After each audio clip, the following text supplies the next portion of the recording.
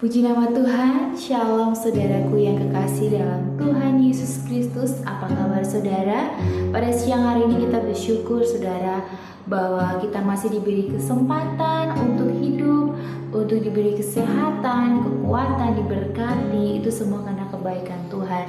Mari saudara, kita mau meluangkan waktu sejenak untuk memuji dan menyembah Tuhan. Kita mau datang di hadirat-Nya. Kita mau meninggikan namanya. Kami mengucap syukur Tuhan. Bapa,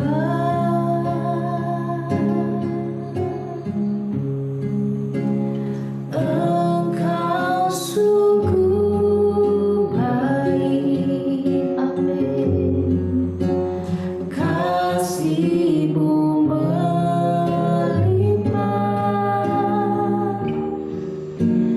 di hidupku Bapa.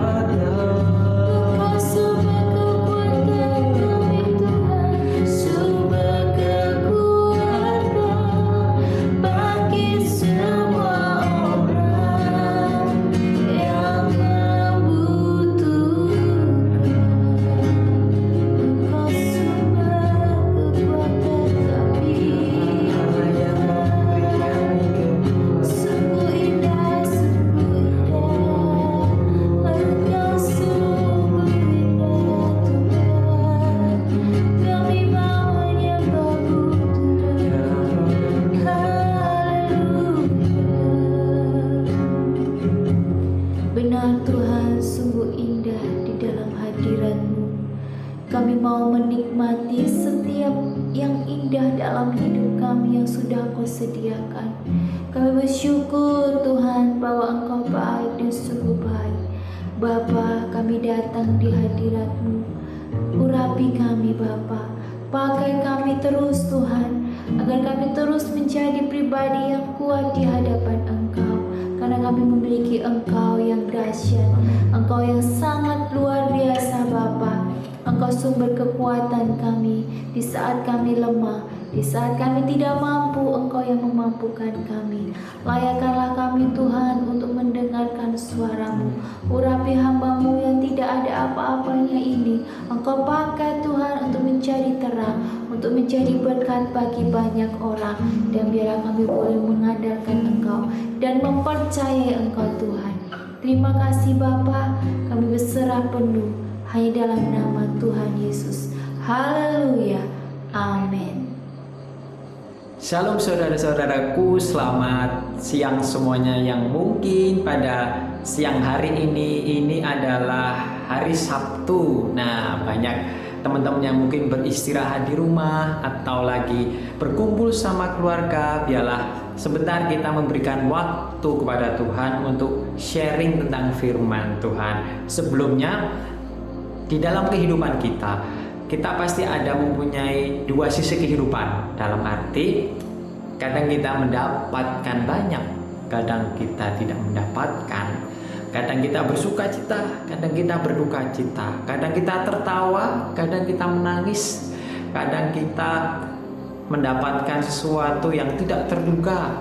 Kadang kita yang tidak terduga, yang baik atau jelek. Pasti ada dua sisi yang berbeda. Dan maka dari itu kita harus belajar bagaimana rasanya bersyukur. Dan Tuhan tahu, pasti Tuhan memberikan sesuatu akhirnya atau pada akhirnya jika kita dekat sama Tuhan, jika kita konsisten dekat sama Tuhan, semuanya akan indah pada waktunya. Dan tanggal ini, tanggal dekat-dekat ini adalah tanggal akhir bulan. Dan mungkin banyak teman-teman yang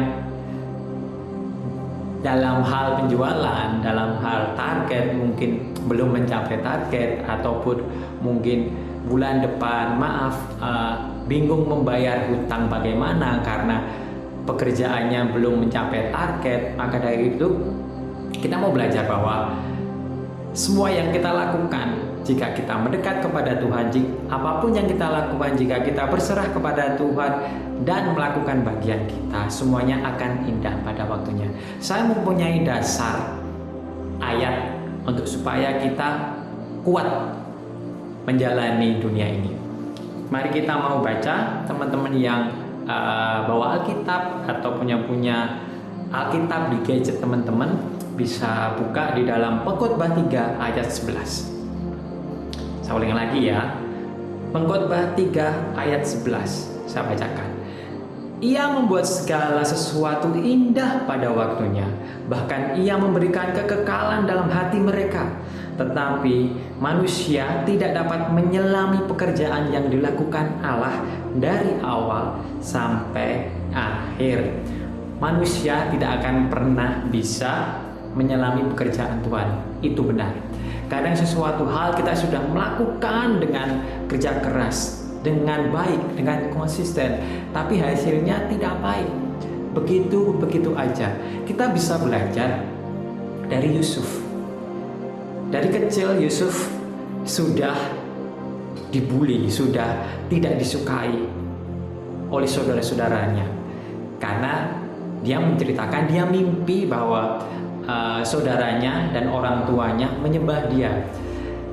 Kalau saya mungkin pada waktu itu juga marah ya, karena mungkin saya kakaknya kok menyembah adiknya. Nah, sudah dari masa muda dia mengalami hal yang tidak enak, mengalami hal yang sulit. Dia pada waktu itu ada rencana kakaknya mau membunuh Yusuf ini. Akhirnya rencana mereka berubah dan menjualnya kepada Perdana Menteri atau kepada bangsawan Mesir. Nah, di dalam bangsawan Mesir, Yusuf juga tidak tidak mulus semulus mungkin yang diperkirakan. Dia menjadi budak tapi diangkat menjadi kepala karena apa yang dilakukan dia sangat baik.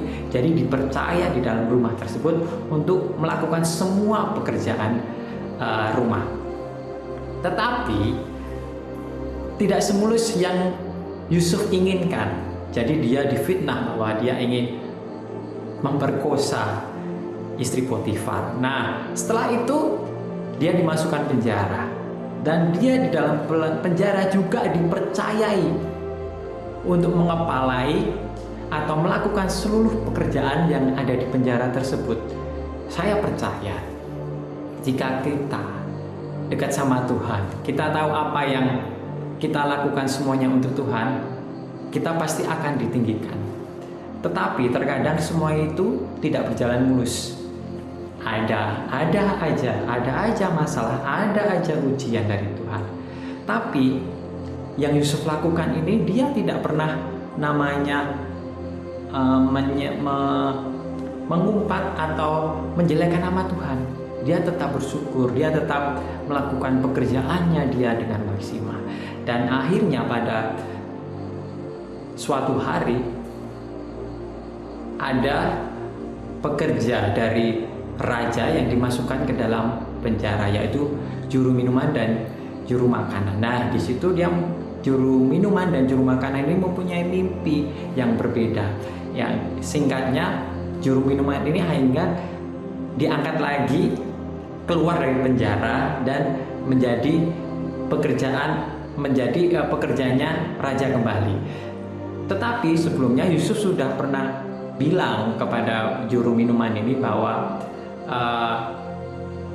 kalau kamu besok udah bekerja lagi sama raja di Mesir, tolong kasih tahu ya bahwa apa yang kamu mimpikan ini saya yang menafsirkan. Tetapi lupanya berapa tahun? 7 tahun. Jadi juru minuman ini lupanya 7 tahun. Nah, setelah itu raja Mesir bermimpi bahwa akan terjadi kelimpahan selama 7 tahun dan kelaparan selama 7 tahun. Tidak ada yang bisa menafsirkannya. Dan juru minuman ini baru ingat bahwa si Yusuf ini pernah menafsirkan, dan akhirnya singkat cerita Yusuf ini bisa menafsirkan mimpi raja Mesir tersebut dan diangkat menjadi kepala di seluruh bangsa Mesir ini. Nah, kita tahu bahwa perjalanan yang kita lakukan itu tidak pernah semulus yang kita harapkan. Mungkin kita menginginkan sesuatu yang baik atau sesuatu yang indah di setiap kehidupan kita. Tetapi semuanya itu tidak segampang yang kita pikirkan, karena jika kita menginginkan sesuatu yang baik, sesuatu yang great, sesuatu yang besar, pasti ada ujiannya. Supaya apa? Supaya Tuhan itu tahu setelah kamu mendapatkan sesuatu yang kamu inginkan itu, apakah kamu gunakan dengan baik atau tidak? Apakah kamu gunakan untuk kemuliaan atau tidak? Kemuliaan Tuhan atau tidak? Terkadang seseorang meminta sesuatu yang besar, atau misalnya meminta suatu pekerjaan, atau misalnya meminta suatu kekuasaan dan dikasih, tapi akhirnya apa? Dia meninggalkan Tuhan Yesus. Maka dari itu Tuhan itu terkadang menguji kita, apakah kita konsisten kepada Tuhan. Apakah setelah kita mendapatkan apa yang kita inginkan itu, kita tetap bersama atau tetap dekat sama Tuhan Yesus. Nah, itu makanya tidak semua orang saat meminta sesuatu hal kepada Tuhan, apapun itu, langsung diberi. Pasti walaupun mungkin itu bukan untuk memuaskan diri kita, tapi untuk hal yang baik, itu pasti ada yang namanya ujian dari Tuhan. Supaya apa? Supaya tahu bahwa yang kita inginkan itu semuanya untuk kemuliaan nama Tuhan. Dan kita harus juga sadar bahwa apa yang kita dapat itu, kita harus lakukan dengan baik, dengan maksimal, dan dengan konsisten, pasti Tuhan melihatnya. Apalagi yang kita mau melakukan itu, sesuatu yang kita mau minta itu untuk kemuliaan nama Tuhan, Tuhan pasti dengar. Dan Tuhan tidak akan tutup mata selama kita mempunyai visi, misi, atau apapun yang kita minta kepada Tuhan itu sesuai dengan visi misi Tuhan, atau semuanya ini untuk kemuliaan nama Tuhan. Nah, dari sini kita bisa belajar bahwa semua akan indah pada waktunya. Saat kita dekat sama Tuhan, saat kita melakukan segala sesuatunya dengan benar, sesuai dengan firman Tuhan. Apabila tidak, bertobatlah dan kembalilah ke jalan yang benar. Kembalilah sesuai dengan firman Tuhan. Rajinlah baca Alkitab, rajinlah membaca firman Tuhan. Kata firman Tuhan bilang, renungkanlah, bukan hanya membaca, tapi renungkanlah. Supaya apa? Supaya tahu maksud dari firman itu apa. Bukan hanya baca, sekedar baca, tapi kita bisa merenungkan apa yang dikatakan firman Tuhan kepada kita. Supaya apa? Supaya apa yang kita lakukan yang di dalam dunia ini bisa berbuah dan bisa berdampak untuk orang sekitar kita, yang paling pasti untuk kemuliaan nama Tuhan. Nah, firman yang singkat ini, mari kita merenungkan bahwa segala sesuatu apa yang kita lakukan, apa yang kita minta, jika kita meminta dengan benar, meminta dengan kerendahan hati, meminta semuanya untuk kemuliaan nama Tuhan, pasti akan diberi. Dan saat ini kita mau meminta Tuhan supaya mungkin saat ini teman-teman dalam hal kesusahan, dalam segi keuangan, dalam hal segi mungkin kehidupan, saya tidak tahu mungkin yang menjadi pergumulan saudara-saudara saat ini apa. Tapi yang pasti, serahkanlah semuanya kepada Tuhan. Mungkin teman-teman sudah berjuang dalam bulan ini, berjuang maksimal, tapi belum mendapat hasil. Tapi percayalah, jika teman-teman melakukannya semua itu untuk kemuliaan nama Tuhan, Tuhan tidak akan tutup mata. Dan Tuhan Allah kita adalah Allah yang adil. Percayalah, apa yang teman-teman lakukan itu akan membuat dampak jika teman-teman konsisten dan semuanya untuk kemuliaan nama Tuhan. Terima kasih Tuhan, terima kasih Yesus. Mari saat ini kita mau merenungkan firman Tuhan pada siang hari ini, bahwa ujian dari Tuhan pada akhirnya akan indah. Dan kita harus percaya bahwa jika kita melakukan semuanya benar, baik di dalam Tuhan, sesuai dengan firman Tuhan, dengan visi misi tujuan yang baik, yang jelas, semuanya untuk kemuliaan nama Tuhan, teman-teman akan mendapatkannya, apapun itu permintaannya. Dan percayalah, walaupun kadang kita tidak meminta, tapi Tuhan tahu isi hati kita, Tuhan tahu kebutuhan kita, dan percayalah Tuhan akan memberikannya.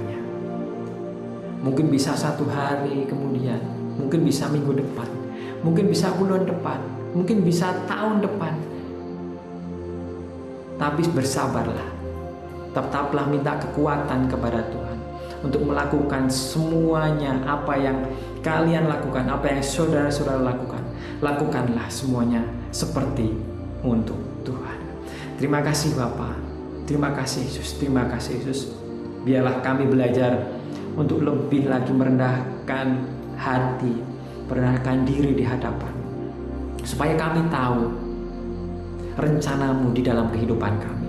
Dan kami percaya Tuhan, segala yang kami lakukan, biarlah kami lakukan semuanya seperti untuk Tuhan. Biarlah siang ini kami mau belajar Tuhan, kami mau merendahkan, kami mau bersyukur lebih lagi Tuhan, supaya kami Tuhan bisa melalui apapun kejadian yang ada di dalam dunia ini, di dalam kehidupan kami. Dan terima kasih Yesus, terima kasih Roh Kudus. Biarlah saat ini Tuhan kami menyerahkan kehidupan kami ke dalam tangan-Mu Tuhan. Mungkin kami lelah Tuhan, mungkin kami capek Tuhan, Mungkin kami tidak tahu apa yang harus kami lakukan Tuhan, tapi kami percaya Tuhan, jika kami berserah Tuhan, jika kami berharap kepada Engkau Yesus, kami percaya Tuhan, Engkau akan memberikan jalan keluar bagi kami. Engkau akan memberikan jawaban bagi kami. Tidak tahu bagaimana caranya, karena jalan itu tidak ada yang tahu. Dan kami percaya Yesus, Engkau akan memenuhi segala kebutuhan kami. Dan terima kasih Bapa, terima kasih Yesus, kami menyerahkan kehidupan kami. Biarlah apapun yang kami lakukan saat ini, biarlah kami lakukan semuanya untuk Tuhan. Dan terima kasih Bapa, biarlah kami kuat di dalam Roh Kudus-Mu yang selalu membimbing kami dalam setiap waktu. Dan terima kasih, dan kami percaya Tuhan, setiap kejadian di kehidupan kami, Engkau tidak akan pernah meninggalkan kami. Karena kami tahu Tuhan, bahwa Engkaulah kekuatan kami, bahwa Engkaulah pengharapan kami. Dan kami bersyukur buat semuanya ini. Dan terima kasih buat firman-Mu pada siang hari ini. Biarlah firman-Mu ini menjadi kekuatan bagi kehidupan kami. Dan kami bersyukur buat hari ini. Biarlah semua ini kami serahkan ke dalam tangan-Mu. Bukan rencana kami yang jadi, tapi hanya rencana-Mu yang terjadilah. Terima kasih Bapa, kami bersyukur buat semuanya. Terima kasih Yesus, terima kasih Roh Kudus. Dan biarlah Roh Kudus memimpin kami dari hari ini sampai selamanya. Hanya di dalam nama Yesus kami berdoa. Amin. Shalom, selamat siang semuanya.